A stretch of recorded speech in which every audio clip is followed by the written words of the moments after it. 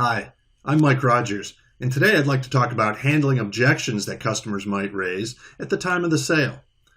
To that end, I'd like to cover a few areas, including a quick review of some fundamental sales concepts. I'd like to provide a framework for handling objections with your customers. And then I want to dive into role-playing and giving you an example of what role-playing looks like, and in addition to that, how we can provide feedback to leverage that role-playing exercise even further. First, let's start with a quick little review.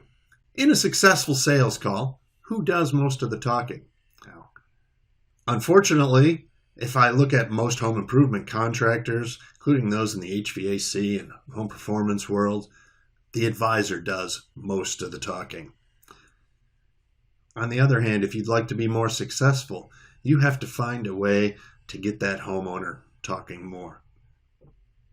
And how do we do that? How do we get the homeowner to talk more? We ask good questions. We ask questions to help understand what the customer cares about, what they value, what they're willing to pay for. But we also ask questions to help the customer themselves understand. And then we have to listen to the answers. Now, thinking about home performance or HVAC, or the whole energy efficiency world, answer this next question. A homeowner is most interested in which of the following? Energy savings, rebates, comfort issues, home energy score? I bet a lot of you are guessing C right now, comfort issues.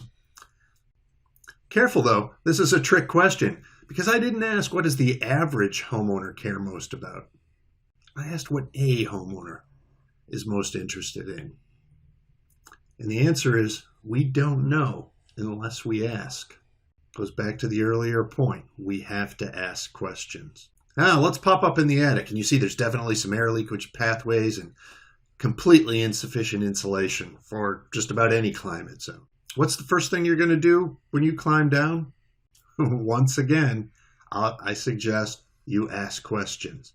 How does this room feel in the winter? How does this room feel in the summer? Do you have any issues with noise? To try to tease out if there's an existing problem that perhaps the homeowner hasn't identified that you can now relate back to that underlying physical condition of the house. Also important for today's conversation, when's the best time to present your report and proposal? Quickly is the obvious answer, but when the customer is ready is also extremely important. I'll circle back to that in a moment when we dive a little bit deeper into handling the objections, or better yet, preventing objections. Myself and others talk frequently about the importance of presenting good options for homeowners. Options that focus on the things that they care about, that they're willing to pay for. Options that give them a choice. And at the same time, not overwhelming them with too many choices. Remembering some of these concepts, let's dive a little bit more deeply into handling objections.